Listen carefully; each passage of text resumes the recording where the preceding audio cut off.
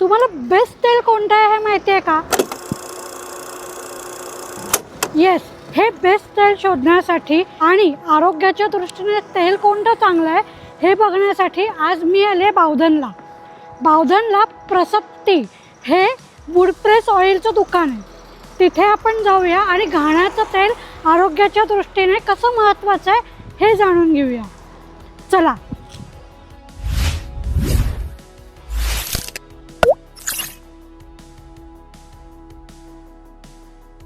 High Aditya. High Bhakti. Welcome to TGS channel आणि welcome to प्रसक्ती oil. Yes, माझ्या मनात आहे ना लाकडी घाण्याचं तेल काय आहे याच्याविषयी असंख्य प्रश्न आहेत.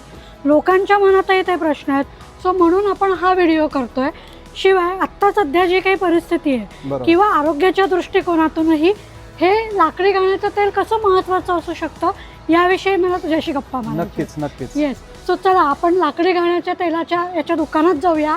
तेल कसं निघतं हे पाहूया आणि कुठली कुठली तेल आहेत हेही बघूया. पण हे बघण्याआधी चॅनल नक्की सबस्क्राईब करा. आपण आलेलो आहोत प्रसक्तीच्या दुकानात आणि आपल्याबरोबर आहे Aditya Natu. Aditya, welcome to TGS channel. तुझ्याकडे इतके घाण्याच्या तेलाचे वेगवेगळे प्रकार आहेत, तर याच्यात कोणते कोणते प्रकार आहेत आणि तू प्रसक्ती हे नाव का ठेवलंस? जेवढे पण लोक येतात भेटतात ते सगळ्यात पहिला त्यांचा प्रश्न हाच असतो की प्रसक्तीचा अर्थ काय. प्रसक्तीचा संस्कृत वर्ड, अच्छा, ज्याचा अर्थ एकतर होतो वृद्धिंगत होणे, वाढत जाणे. ओके. आणि दुसरा अर्थ होतो प्युरिटी. ओके. किंवा freedom from impurity. Okay. So आपलं घाण्याचं जे तेल आहे, जे माझ्या डोक्यामध्ये त्याच्यामागचं मोटिव्ह आहे की लोकांपर्यंत शुद्ध तेल पोचावं आणि आरोग्याच्या दृष्टीने ते बेस्ट आहे, म्हणून प्रसक्ती हे नाव. ओके. आणि तुझ्याकडे कोणते कोणते तेलाच्या व्हरायटीज आहेत आणि लोकांना कोणतं आवडतं? येस, सो माझ्याकडे मोस्ट सेलिंग आत्ता शेंगदाणा आहे. अच्छा. आपल्या इथे शेंगदाणा सगळ्यात जास्त तेल जातं, फॉलोड बाय सूर्यफूल. अच्छा. North Indians, mostly north Indian Bengalis, they prefer मोहरीचं तेल. ओके. Black mustard. ओके. त्याच्यानंतर करडई आहे. अच्छा. सॅफ्लॉवर ज्याला इंग्लिशमध्ये म्हणतात. ओके. सो हार्टसाठी सगळ्यात बेस्ट सॅफ्लॉवर, करडई. हे एक हिट प्रोडक्ट आहे आपलं. त्याच्यानंतर बदाम आहे. अच्छा. थंडीमध्ये मोस्ट सेलिंग बदाम आणि तीळ आहे. ओके. त्याच्यानंतर इथे तू बघशील तर इथे जवसाचं तेल आहे. अच्छा, जवसाचं तेल पण आहे. येस, जवसाचं तेल केसांसाठी बेस्ट आहे. ओके. आणि आपण जे नॉर्मली चटण्या वगैरे खातो, कोरड्या चटण्या, त्याच्यामध्ये जवसाचं तेल अतिशय सुंदर लागतं. बेस्टच. कोणत्या कोणत्या चटण्या याच्यामध्ये करता येऊ शकतात? सुख्या चटण्या, जशी शेंगदाणा चटणी झाली, तीळ चटणी झाली, जवसाची चटणी झाली, ओके, कारळ्याची झाली, त्याच्यावरती तुम्ही 1 चमचा 2 चमचे घेतलं की ओके, फ्लेवर त्याचा अगदी खूप सुंदर येतो. ओके. घाण्याचं तेल काढण्याची प्रोसेस कशी असते आणि तू आज कोणतं तेल दाखवतोयस त्याच्यात मशीनमध्ये काढून? मागच्या 2-3 दिवसापासून माझा शेंगदाणा सुरू आहे, शेंगदाण्याचं प्रोडक्शन चालू आहे. सो आज मी तुम्हाला शेंगदाणाच दाखवणार आहे. आणि त्यासाठी माझ्याकडे आता रेडीली अवेलेबल शेंगदाणा सीड्स आहेत. ओके. हे एवढे शेंगदाणे? हे शेंगदाण्याचं पोतं आहे. ओके. हे शेंगदाणे साधारण कुठचे आहेत? शेंगदाण्याचे व्हरायटीज असतात वेगवेगळे. जसं MPचा एक व्हरायटी असते. तेलासाठी मेजरली गुजरात व्हरायटी यूज होते. अच्छा. त्यामुळे दोन्ही मिक्स वापरतो आम्ही. अच्छा, मग ह्याच्यात हे मिक्स शेंगदाणे नाही, हे गुजरात शेंगदाणा आहे. ओके. तेलासाठी गुजरात आणि MP शेंगदाणा बेस्ट आहे. ओके. ओके. सो हे आता ह्याची प्रोसेस मी तुम्हाला दाखवतो. येस, आपण प्रोसेस कशी होते ते बघूया.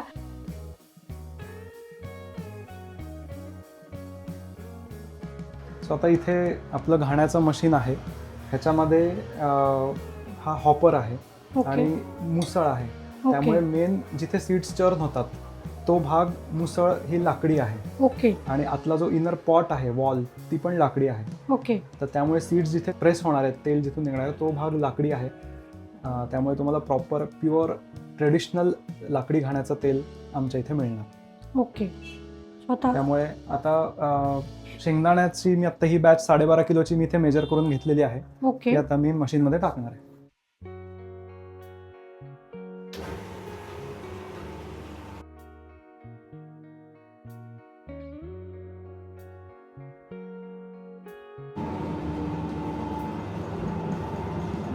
हे तेल पडायला सुरुवात झाली आता.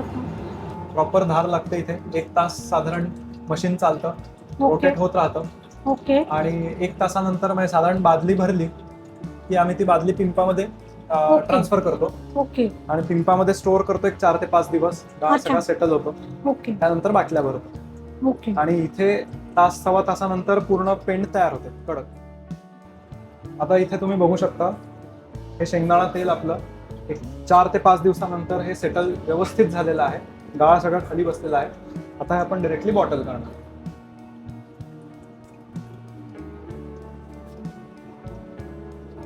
ही आपली बॉटल रेडी झालेली आहे. आता कोल्ड प्रेस म्हणजे जसं आता मी तुला हे लाकडी मुसळ असलेलं मशीन दाखवलं, हो तसंच लोखंडी मुसळ म्हणजे लोखंडी घाणा सुद्धा असतो.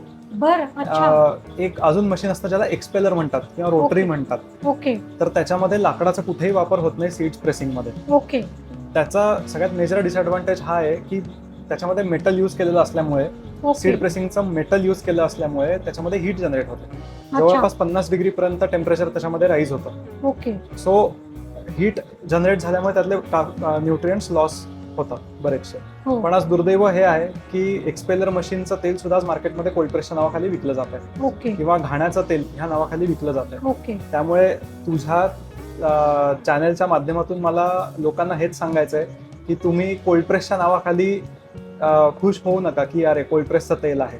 हो तुम्ही त्याची सगळी शहानिशा करून घ्या की हो. हे तेल खरंच लाकडी घाण्यामध्ये बनलेलं आहे का? ओके कारण लाकडाचे गुणधर्म किंवा लाकडामध्ये चर्न केलेल्या सीड्सचं जे तेल निघतं त्याला ओके एक स्पेसिफिक कन्सिस्टन्सी असते, थिकनेस असतो, ओके त्याचा तो अरोमा असतो. तो तुम्हाला लोखंडी मशीनमध्ये, एक्सपेलर मशीनमध्ये काढलेल्या तेलामध्ये मिळणार नाही. ओके प्लस ते तेल पातळ असतं, हे तेल अच्छा. घट्ट असतं. ओके त्यामुळे ह्या अशा काही गोष्टी जर तुम्ही लक्षात ठेवल्या तर कोल्ड प्रेस आणि लाकडी घाणा ह्याच्यामधला फरक आपल्या लोकांना ओके जरूर कळेल. आणि आय वुड रेकमेंड प्रत्येकाने आपापल्या जवळचं जे लोकल घाण्याचं शॉप आहे तिथे जाऊन तुमच्या समोर ते मशीन बघा की ते खरंच लाकडी घाण्याचं आहे ना, त्यातनंच तेल निघतंय ना, आणि तेच वापरा असं ओके मी सजेस्ट करेन. ओके सो हे सगळ्यात महत्त्वाचं आहे, लाकडी घाण्याचंच तेल घेणं आणि त्याची शहानिशा करणं.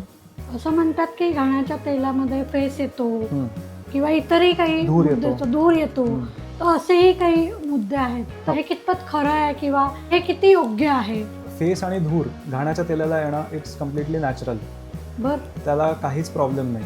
का येतो धूर आणि फेस? कारण जसं मी आधी तुला म्हणलं की ऑइल एक्स्ट्रॅक्शन, घाण्याचं तेल हो. काढताना त्याच्यात आपल्याला एक्सटर्नली मॉइश्चर ऍड करायला हो लागतं. हो तर ते एक्सटर्नल मॉइश्चर असल्यामुळे तेलामध्ये धूर आणि फेस येतो.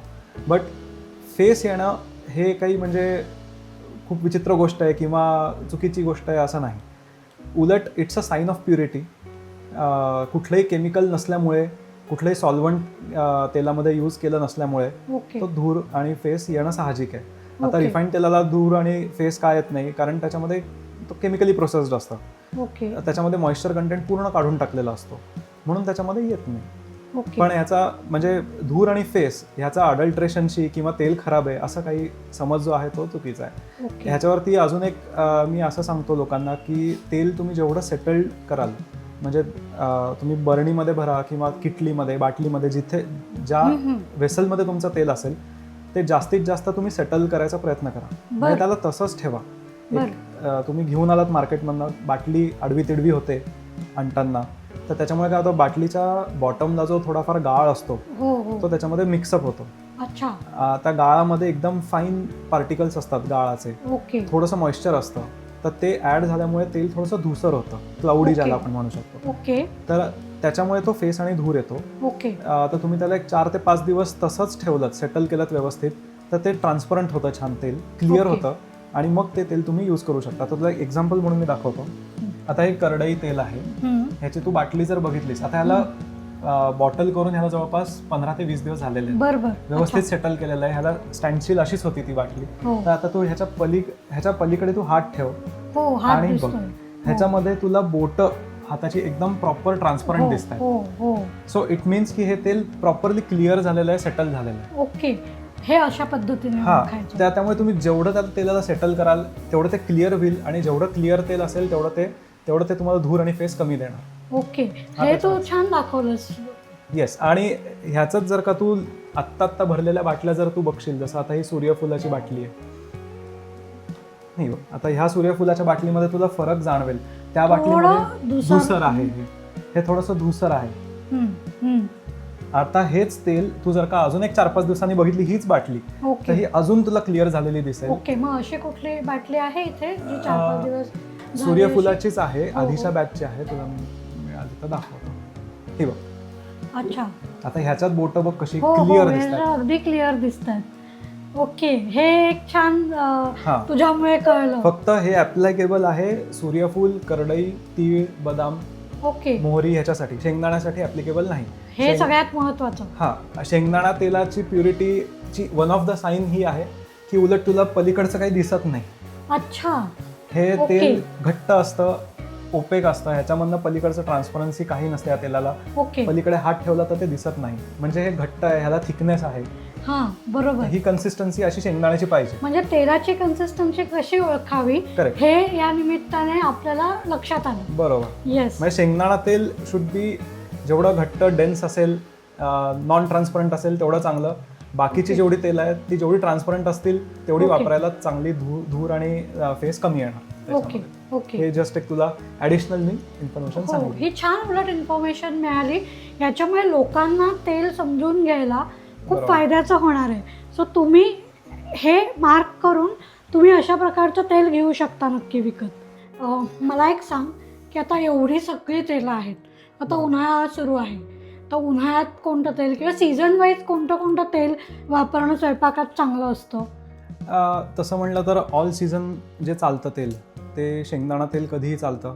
ओके सूर्यफूल कधीही चालतं. ओके करडई जे आहे ते फक्त थोडं उष्ण त्याची प्रकृती असल्यामुळे ज्यांना हीटचा त्रास आहे, ॲसिडिटी आहे, त्यांनी रोज वापरू नये ओके. असं आम्ही सजेस्ट करतो. Usually okay. आलटून पालटून वापरलेली तेलं कधीही चांगली, अच्छा, कारण प्रत्येक तेलामध्ये त्याचं एक विशिष्ट गुणधर्म असतो, त्याच्यात पोषण तत्व असतं, हो तर ती हो सगळी आपल्या शरीराला लागली गेली पाहिजेत. हो त्यामुळे असं नाही झालं पाहिजे की शेंगदाणा की शेंगदाणाच, हो. सूर्यफूल तर सूर्यफूल. अच्छा, बरं. आलटून पालटून तेलं तुम्ही वापरली, शेंगदाणा, सूर्यफूल, मोहरी, ओके. करडई, तीळ, तर ओके त्याचा सगळे जे त्यातले पोषण तत्व आहेत ते सगळे आपल्या ओके. शरीराला मिळतात. ओके, त्यामुळे तुम्ही डिव्हाइड करू शकता. आठवड्यामध्ये 3 दिवस शेंगदाणा, बरं बरं. 2 दिवस करडई, 1 दिवस सूर्यफूल, असं तुम्ही डिव्हाइड करू शकता. पण ओके. सगळी तेलं आलटून पालटून वापरलेली कधीही चांगली. ओके, मग तू तुझ्या घरी कोणतं वापरतोस? आम्ही आता लहानपणापासून आम्हाला शेंगदाण्याची सवय, मला आणि हो. ते प्रत्येकाचं कसं आहे, टेस्ट डेव्हलप झालेली असते हो, अगदी. लहानपणापासून. चव, अगदी. त्याचा फ्लेवर, एक अरोमा असतो, बसलेला असतो आपल्या मनामध्ये. डोक्यामध्ये. हो, हां, हो. तर शेंगदाणा आम्ही आधीपासून वापरतो, सुरुवातीपासून. त्याच्यानंतर आठवड्यातनं 1-2 दिवस करडई वापरतो, अच्छा, एखाद दिवस तीळ वापरतो. ओके तर मोहरी शक्यतो नाही, कारण मोहरीचा वास थोडासा उग्र असल्यामुळे तो हो, मला थोडासा नाही हो. आवडत. पण हे 3 ते 4 तेलं मी आलटून पालटून वापरतो. ओके. आता एवढी सगळ्या तेलं आहेत, सो ऑर्डर तू कशा प्रकारे घेतोस आणि सध्या तू वन मॅन शो आहेस, सो हे सगळं कसं मॅनेज करतोस तू? ऑर्डर्स मी सध्या व्हॉट्सअपवरती घेतोय, ओके कॉल्सवरती आहेत, वेबसाईट अजून नाही आहे, इन प्रोग्रेस आहे. ओके त्याच्यानंतर इन शॉप तुम्ही जर का म्हणजे जे कस्टमर फुटफॉल येतात ते तर आहेच, okay but majorly calls, WhatsApp ह्याच्यावरूनच ऑर्डर्स ओके, सर्व ओके. करतोय. आणि ओके. सिंगल हँडेडली म्हणशील तर येस, ऑलमोस्ट 70 to 80% सध्या सगळे ऑपरेशन्स आणि शॉप मीच मॅनेज बरं. करतोय. सपोर्टला माझी वाईफ आहे, इवन ती पण IT मध्येच जॉब करते, ओके बट तिला जसं जमेल त्याप्रमाणे ती सपोर्ट म्हणून असते ओके. सोबत. सो आम्ही दोघं मॅनेज करतोय सध्या. पण तूही कॉर्पोरेटमधला जॉब सोडून हे सगळं सुरू केलंयस, सो हा एवढा मोठा निर्णय कसा घेतलास तू? एक जवळपास 7 ते 8 वर्ष कॉर्पोरेटमध्ये जॉब केला, सेल्स मार्केटिंगमध्ये केला, IT मध्ये केला, ओके बट कुठेतरी असं जॉब सॅटिस्फॅक्शन नव्हतं. ओके पहिल्यापासूनच वाटत होतं की स्वतःचं काहीतरी सुरू करावं, स्वतःचा बिझनेस असावा, असं नेहमीच एक स्वप्न होतं. आणि ह्या एरियामध्ये पर्टिक्युलरली बावधन, भूगाव, वारजे, कोथरूड साईडला असं प्युअर लाकडी घाणा जे समोर काढून देणारं असं कुठलंच शॉप नाही आहे. ओके कस्टमर्सला एक ट्रस्ट बिल्ड करण्यासाठी, त्यांना समोर प्युरिटी दाखवण्यासाठी तेलाची, हे माझ्या डोक्यात एक कन्सेप्ट होती आणि त्यातनं मी हा बिझनेस सुरू केला. अरे वा, मस्त.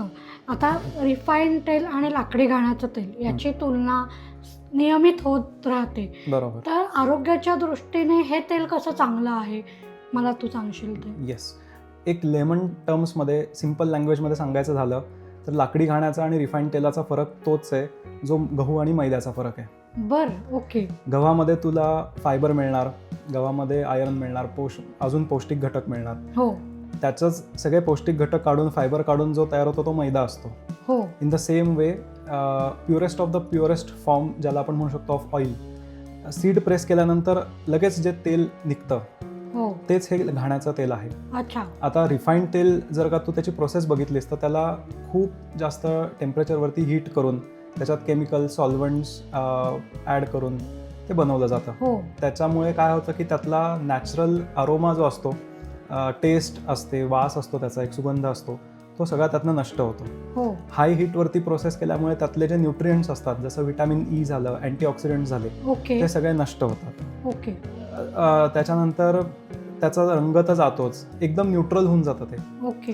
त्याच्यामध्ये प्रिझर्वेटिव्स ॲड केले हो जातात. हो तर ओव्हरऑल जर तू कंपॅरिझन बघशील तर त्याला लाईफ आहे, म्हणजे शेल्फ लाईफच्या दृष्टीने ते तुला हो, वर्ष हो. दीड वर्ष त्याला काही होणार नाही. हो पण प्रत्येक गोष्टीचे प्रोज आणि कॉन्स असतात. हो. तर प्रो हा आहे की बाबा त्याचा शेल्फ लाईफ आहे, ओके. पण त्याचा कॉन हा आहे की त्याच्यात it is heavily chemically processed, हो जे की शरीराला अजिबात चांगलं नाही आहे. आणि इन फ्युचर तुम्हाला हाय BP, कोलेस्ट्रॉल, ट्रान्सफॅट शरीरात जमा होणं, हो, ह्यासारखे आणि असंख्य रोगांसाठी हे निमंत्रण आहे रिफाईंड तेल वापरणं. हो. त्यामुळे आपलं जे पूर्वापार चालत आलेलं लाकडी घाण्याचं जे तेल आहे ते आपल्याला सर्वोत्तम असं हो, म्हटलं जातं हो. शरीरासाठी. हो. तर हा त्याचा मूळ फरक आहे. आणि इथे आपण त्याचे रंगही बघतोय, म्हणजे मोहरीच्या तेलाचा हा जो रंग आहे तो तसाच राहिलेला आहे. बरोबर. शिवाय प्रत्येकाचे रंग कमी अधिक, म्हणजे हा करडई आहे, हा करडईचा रंग आणि हा शेंगदाणा आहे. शेंगदाण्याचा रंग. हो. कलर मध्ये थोडा थोडा फरक फरक आहे. आहे. मग याच्यात तुझ्या दृष्टीने सगळ्यात चांगलं तेल कोणतं आहे? आता ह्या प्रश्नाला उत्तर देण्यासाठी मी तुला एक काउंटर प्रश्न विचारतो. बर. मला सांग, फळ कुठलं चांगलं आहे? आंबा चांगला आहे, सफरचंद चांगलं आहे, संत्र चांगलं आहे, पेरू चांगलं आहे, कुठलं चांगलं आहे? प्रत्येक फळाची आपापली एक कॅरेक्टरिस्टिक्स असतं, हो, हो. त्याच्यात गुणधर्म असतात, त्याचे न्यूट्रिशन व्हॅल्यू असते. हो कुठलं फळ चांगलं नाही, कुठलं फळ वाईट नाही, पण सगळी फळं आपल्या पोटात गेली पाहिजेत. हो ते अगदी बरोबर. तोच प्रकार तेलामध्ये आहे. अच्छा. हे तेल चांगलं, ते तेल वाईट असं नाही. शेंगदाणा तेलही चांगलं, करडई तेलही चांगलं आहे, मोहरीचं तेलही चांगलं आहे. प्रत्येक तेलामध्ये आपापले गुणधर्म आहेत. म्हणजे कसं सांगते हे अजून मला एलॅबोरेट करून सांग. जसं शेंगदाणा तेलामध्ये ई विटॅमिन सगळ्यात जास्त आहेत, अँटीऑक्सिडंट्सचं प्रमाण सगळ्यात जास्त चांगलं आहे. जर का हार्टसाठी तुला कोलेस्ट्रॉलसाठी जर पाहिजे असेल, कोणी कोलेस्ट्रॉल पेशंट्स असतील ज्यांचं बॅड कोलेस्ट्रॉल वाढलेलं आहे, डॉक्टरांनी सल्ला दिला आहे की बाबा तुम्ही कोलेस्ट्रॉल इमिजिएटली कमी करा, तर त्यांच्यासाठी करडईचं तेल हे अतिशय उत्तम आहे. करडईचं तेल हे असं एकमेव तेल आहे की जे बॅड कोलेस्ट्रॉलची पातळी कमी करायला मदत करतं. Okay. There are 2 types, good cholesterol, bad cholesterol. तर bad cholesterol should be as low as possible, good cholesterol should be as high as possible. तर करडईचं तेल तुमचं बॅड कोलेस्ट्रॉल जे आहे ते खाली आणायला मदत करतं. ओके. सो प्रत्येक तेलामध्ये आपापली वैशिष्ट्य आहेत, त्याचे न्यूट्रिशन व्हॅल्यू आहे, आणि ते सगळे आपल्याला गरजेचे आहेत. ओके. म्हणूनच मी पहिले सांगितलं की सगळी तेला आलटून पालटून आपल्या पोटाला मिळाली पाहिजे, शरीराला मिळाली पाहिजे. अगदीच अगदीच. तुला जर ऑर्डर द्यायची असेल या तेलांची तर साधारण किती दिवस आधी द्यायची, आणि कोणतं तेल तू प्रिफर करतो? जर लोकांनी तुला विचारलं की तेल हवं आहे तर तू कोणतं तेल वापरा असा सल्ला देशील त्यांना? सगळ्यात पहिले ऑर्डरचं तर सांगेन की मला 1 दिवस आधी जरी ऑर्डर तुम्ही सांगितली तरी काही प्रॉब्लेम नाही आहे. इवन सेम डे सुद्धा आम्ही डिलिव्हर करतो. ओके. त्यामुळे ऑर्डरचा प्रॉब्लेम नाही. स्टॉकमध्ये सगळी तेलं ऑलरेडी अवेलेबल असतात. दर महिन्याला शेंगदाणा, सूर्यफूल, करडई सगळी तेलं फ्रेशली निघत असतात. ओके. तर त्यामुळे स्टॉक तर फुल असतो कायम. ओके. त्याच्यानंतर कुठलं तेल जे तू म्हणालीस, तर असं नाही म्हणणार मी की एकच तेल पर्टिक्युलरली वापरा. न्यूट्रिशन सगळे मिळाले पाहिजेत, जे मी परत सांगेन. तर त्यामुळे तुमची टेस्ट कशी डेव्हलप्ड आहे त्याच्यावरती आहे. तुम्हाला लहानपणापासून जर सूर्यफूलच तुम्ही खात आलेले आहात, त्याची टेस्ट आहे तुमच्या तोंडात, ते वापरा, काही हरकत नाही. एक सिम्पल म्हणजे एखाद दिवस किंवा 1 किंवा 2 दिवस आठवड्यातले तुम्ही दुसरं वापरू शकता, just to get some other nutrients. जसं शेंगदाणा 1 दिवस वापरा, एक दिवस करडई वापरा. ओके तुमचं सूर्यफूल कंटिन्यू ठेवा, जे तुमचं मेन स्ट्रीम जे तुमचं मेन आहे ते तुम्ही कंटिन्यू ठेवा, सोबत एखाद दुसरं ऍड तुम्ही करू शकता. ओके. तू हे जे सगळं सांगतोस ते मला पटतंय, पण लोकांचं असं एक असतं की घाण्याचं तेल म्हणजे महाग. थांब, महाग म्हणायच्या आधी मी तुला असं सांगेन की हे तेल दिसायला थोडंसं महाग आहे प्राइस कम्पॅरिझनमध्ये, पण हे तेल व्हॅल्यू फॉर मनी आहे. बरं, म्हणजे ते कसं सांगतो. कारण ह्या तेलामध्ये मॅन्युअल एफर्ट्स खूप जास्त आहे. सगळ्यात पहिली गोष्ट म्हणजे ओके. हे तेल काढण्याची जर तू प्रोसेस बघितलीस तर त्याच्यामध्ये ह्युमन एफर्ट्स खूप जास्त आहेत. हो हो ते बघितलं. सीड्स मॅन्युअली क्वालिटी चेक करणं, त्यातल्या ज्या खराब सीड्स आहेत बाहेर काढणं, चांगल्या सीड्स इन्शुअर करणं की त्याच्यापासूनच तेल बनेल. सीड्स फीड करणं मशीनला, मशीनच्या बाजूला कंटिन्युअस उभं राहून मॉनिटर करणं की तेल बरोबर एक्स्ट्रॅक्ट होतंय की नाही. त्याच्यामधनं गाळ जो आहे किंवा त्याच्यामधला जो पेंट गाळ जो आहे तो सेपरेट करणं.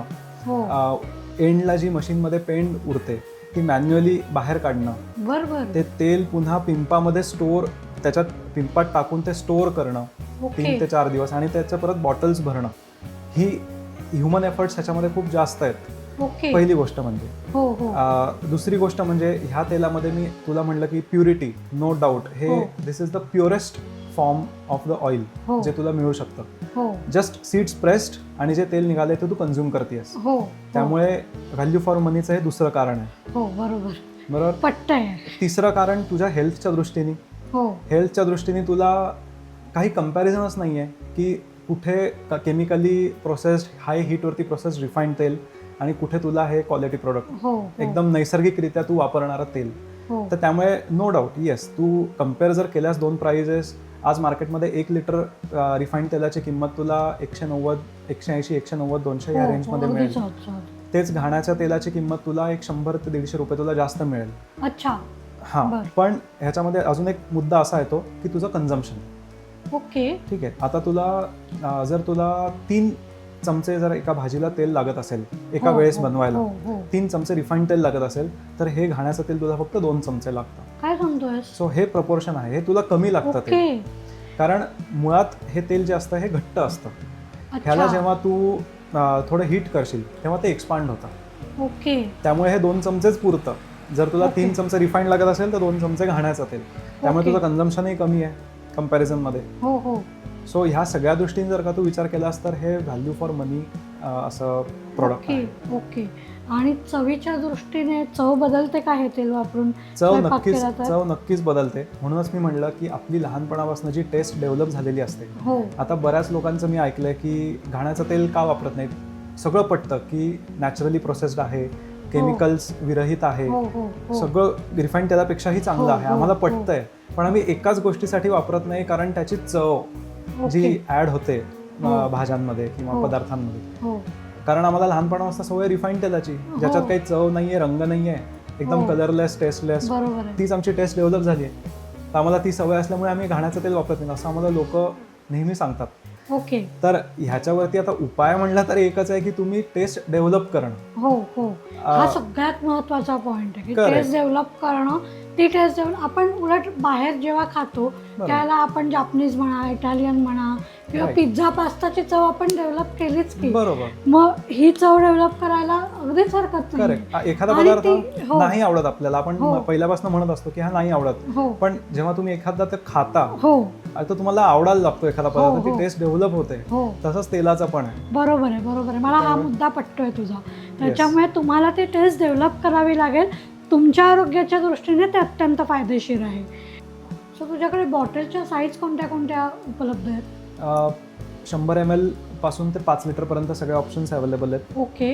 100 ml मध्ये फक्त खोबरं, तीळ, मोहरी, बदाम हे 4च ऑप्शन्स आहेत. त्याच्यानंतर शेंगदाणा, सूर्यफूल, करडई, त्याच्यानंतर हे जे आहेत मेजरली शेंगदाणा, सूर्यफूल, करडई हे 1 लिटर, 2 लिटर, 5 लिटर ह्या साईजमध्ये अवेलेबल आहेत. 5 लिटरचे पण कॅन्स आहेत, 2 लिटर आणि 5 लिटरमध्ये पण अवेलेबल आहे. ज्यांना बल्क क्वांटिटी हवी असेल 5 लिटरचे पण कॅन अवेलेबल. ओके. हे बदाम पीठ पण तुझ्याकडे आहे आणि हे काय almond paste? Almond face scrub आहे तो. सो हे पण तू स्वतःच आम्ही बनवतो. ओके. बदामाचं तेल काढल्यानंतर जी पेंड राहते शेवटी त्याला मिक्सरमध्ये ग्राइंड करून त्याच्यात थोडीशी हळद मिक्स करायची. हळद मिक्स केल्यानंतर जे हे बनतं ते ॲज अ फेस स्क्रब म्हणून खूप छान त्याचा यूज होतो. तुम्ही त्याच्यात 1-2 चमचे मध, दूध, डाळीचं पीठ असं काही ऍड करून चेहऱ्याला फेस पॅक पण वापरू शकता. ओके. स्किन खूप चांगली क्लिअर होतं त्याने. ओके. आणि हे बदाम पीठ कशात वापरता येईल? बदाम पीठ तुम्ही खिरीमध्ये वापरू शकता. बरं. मसाला दुधात वापरू शकता. लहान मुलांना द्यायला तुम्ही दुधासोबत वापरू शकता. सो मल्टिपल यूज आहेत. आल्मंड कुकीजमध्ये वापरू शकता. ओके. अरे वा, म्हणजे तेलाबरोबर बदाम पीठ घेऊन जायचं. येस. म्हणजे सगळंच पौष्टिक. सगळंच पौष्टिक आहे आणि काही वेस्ट नाही आहे. हो. इथे हळद पण आहे. हळद पण आहे. 2 प्रकारची हळद सध्या ठेवायला सुरू केली आहे. वाईची हळद आणि सांगलीची हळद. ओके. जे सगळ्या महाराष्ट्रभरात फेमस आहे. हो हो. आणि आम्ही कर्क्युमिन लेवल त्याची टेस्ट करून घेतो. ओके. माझ्याकडे जी हळद आहे ठेवलेली ती त्याच्यामध्ये कुर्कुमिन लेवल 5% आहे. ओके. जे की खूप हाय सफिशियंट आहे आपल्या आरोग्यासाठी. ह्याच्यासोबतच मध आपल्याकडे असतं. बरं. सेंद्रिय गूळ आहे. ओके. गुळाची पावडर पण आहे. बरोबर. आणि गुळाच्या पावडरची खासियत अशी आहे की ती कर्डल फ्री आहे. म्हणजे तुम्ही चहामध्ये जरी त्याला वापरली तर दूध फाटत नाही. अरे वा. तर तशी गुळाची पावडर आहे. म्हणजे एकदम सगळं आरोग्याच्या दृष्टीने Yes. जे योग्य आहे ते सगळं तुझ्याकडे. सगळे प्रोडक्ट्स माझ्याकडे मिळणार. येस. सो मला आज हा एपिसोड करताना विशेष आनंद काय वाटला की माझ्या मनात असलेले जे घाण्याच्या तेलाचे प्रश्न आहेत ते तू त्याचं निरसन झालं त्या प्रश्नांचं. आणि मेन तेल कसं शुद्ध असतं, कसं प्युरिटी कशी ओळखायची किंवा कसं त्याला सेटल होऊ द्यायचं हे तू इतक्या छान पद्धतीने सांगितलंस. त्याच्यामुळे असं ते तेल घ्यावं असं वाटलं आणि स्वतः घरी प्रयोग करावा असं वाटलं. थँक्यू सो मच पुन्हा एकदा. मला खूप मजा आली. खूप गोष्टी क्लिअर झाल्या आणि तुम्हालाही त्या झाल्या असतील.